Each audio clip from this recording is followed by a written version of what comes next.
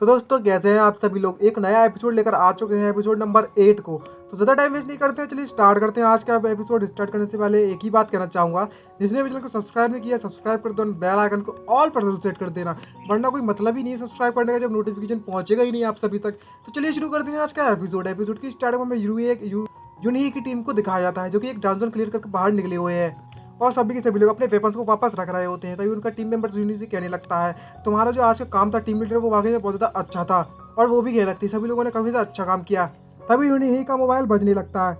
यहाँ पर उसने उस बंदे को ढूंढने के लिए कहा था कि आखिरकार वो कांग वूजिन है कौन। तभी उस कॉल पर कोई जो बंदा होता है वो उसे बताता है यूनी को, हमने उस बंदे को ढूंढ लिया है, उस बंदे का नाम कांग वूजिन है।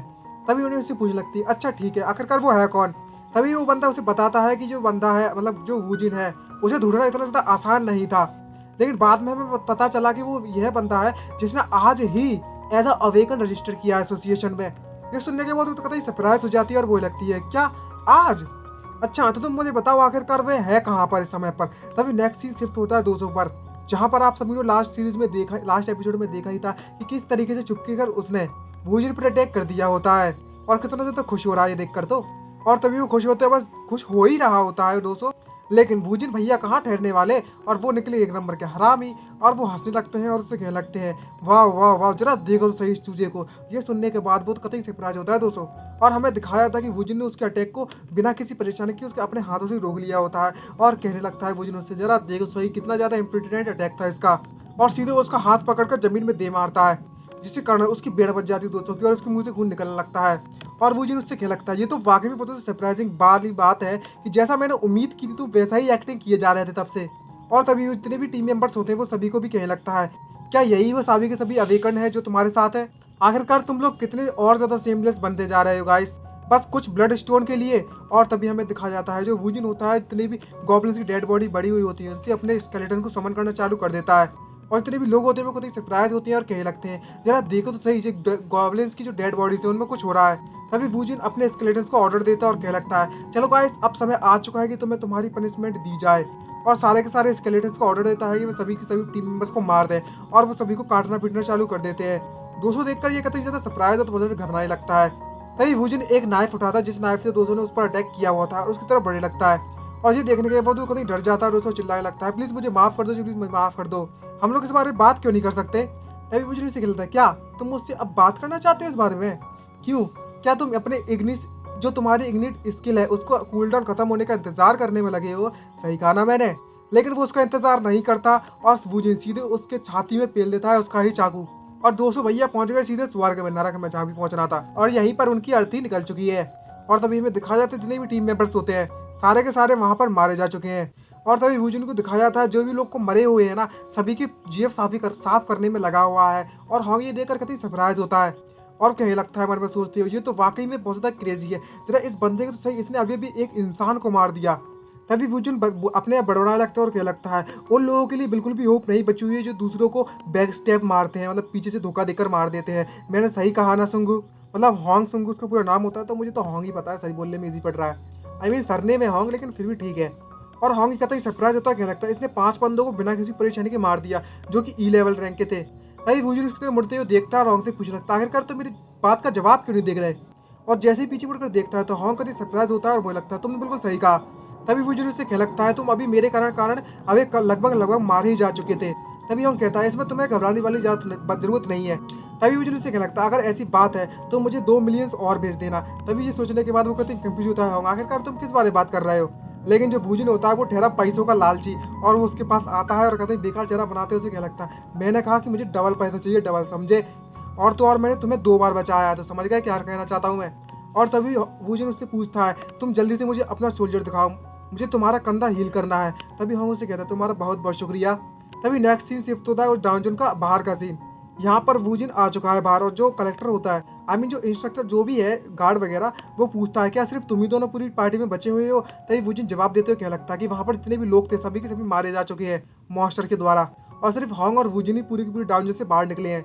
और वो देखते हैं कि जितने भी ब्लड स्टोन अंदर थे सारे सारे बैग में भरे पड़े हुए हैं। तभी वो गार्ड उससे पूछ लगता है, आखिरकार तुमने अकेले ने, मतलब तुम दोनों ने ही इतने ज़्यादा ब्लड स्टोन इकट्ठे किए हैं क्या?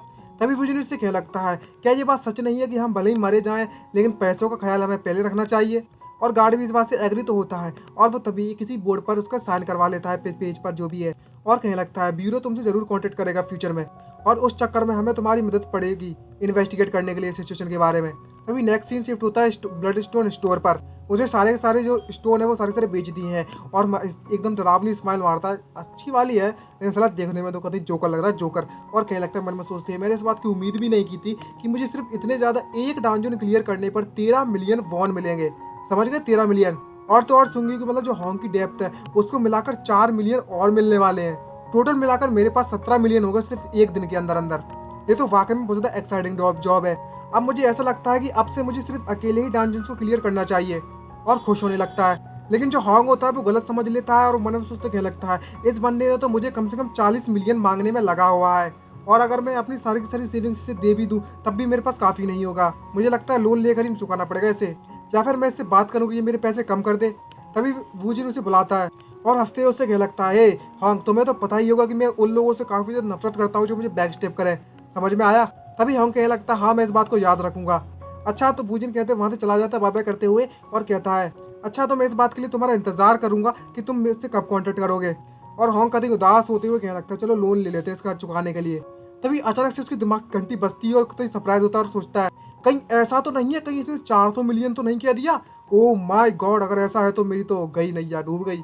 तभी नेक्स्ट सीन शिफ्ट होता है कहीं और पर, उसी मोबाइल शॉप पर जिसने मोबाइल बेचा हुआ होता है, और वो उबासियाँ लेते हुए कहने लगता है आज भी यहाँ पर कोई कस्टमर नहीं आने वाला, ये तो बिल्कुल भी अच्छा नहीं है। तभी अचानक से उसे किसी चीज़ की धमाके की आवाज़ आती है और वहाँ पर वूजिन की एंट्री होती है। कहीं डरावने रूप में आ रहा होता है, बहुत ज़्यादा गुस्से में, और वो शॉपकीपर पूछने लगता है आखिरकार तुम हो कौन और यहाँ पर इस तरीके से क्यों आ रहे हो। और वूजिन सीधे आकर उस शॉपकीपर की गर्दन पकड़ लेता है, मतलब कॉलर पकड़ता है और हवा में लटका देता है। और वो शॉपकीपर कतई डर रहा होता है और वो लगता है मन में सोचते हैं आखिरकार ये बंदा है कौन और मुझे मारना क्यों चालू कर रहा है। और ये बंदा तो वाकई में बहुत स्ट्रॉन्ग है, लेकिन वूजिन कहाँ सुनने वाला है उसकी, और एक कनपट्टी में देता है खींच के। और तभी वो शॉपकीपर उससे पूछ लगता है आखिरकार तुम क्या करने में लगे हो, लेकिन वूजिन कहाँ सुनने वाला, लगा थप्पड़ कतई सुझा देता है उसके गले हुए। तो इतनी मार खाने के बाद शॉपकीपर कहने लगता है ये बंदा तो वाकई में एकदम एक नंबर का क्रेजी बंदा है, अगर मैं यहाँ पर इसके हिसाब से नहीं चला तो ये मुझे यहीं पर मार देगा। ये चीज़ वही हो रही है जैसा मैंने टीवीओ में देखा था, इनडिस्क्रिमिनेट वायलेंस। और तभी वो अपनी जान की भीख मांगना चालू कर देता है और कहने लगता है प्लीज़ मुझे माफ़ कर दो, प्लीज़ मुझे माफ़ कर दो। और वूजिन उसकी बात ये सुनने के बाद रुक जाता है और सीधे ज़मीन पर पटक देता है, जिसके कारण उस बंदे को काफ़ी ज़्यादा चोट लगती है। और तभी वूजिन उसके पास आता है और उससे कहने लगता है हे तुम मेरी बात ध्यान सुनो। और वो एकदम कुत्ते की तरह आ जाता है दुमलाते उसके पास। और वूजिन डरावनी आंखों से उससे कहने लगता है मैं उन लोगों से काफ़ी ज़्यादा नफरत करता हूँ जो मुझे बैक स्टेप करे, समझ में आया, और चाहे उन लोगों पर भी ये बात कायम करती है जो कि मुझसे झूठ बोले।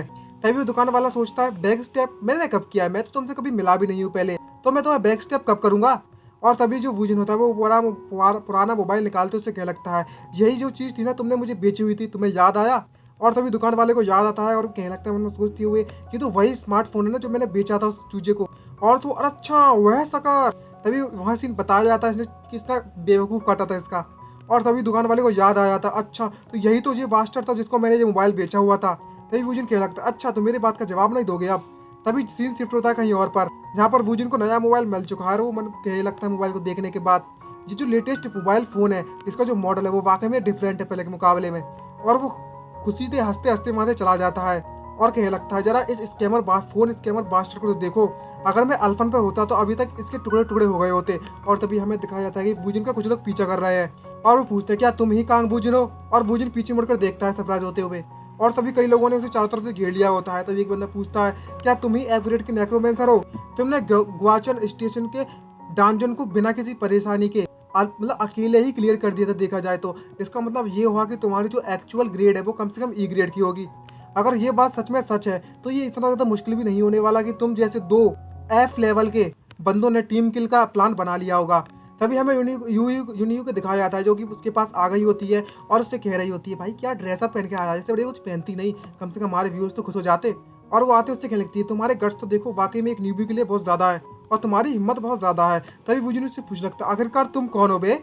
और तभी यूनी कदम डरावनी रूप से उसको घूरना चालू कर देती है।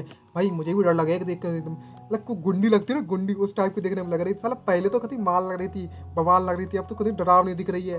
आंखें तो देखो भाई कितनी डरावनी लग रही है। और इसी के साथ हमारा ये एपिसोड यहीं पर समाप्त होता है। तो आई होप आपको वीडियो अच्छी लगी तो लाइक सब्सक्राइब करना मत भूलिएगा।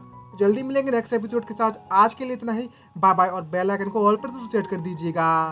Bye bye guys, sayonara, signing out.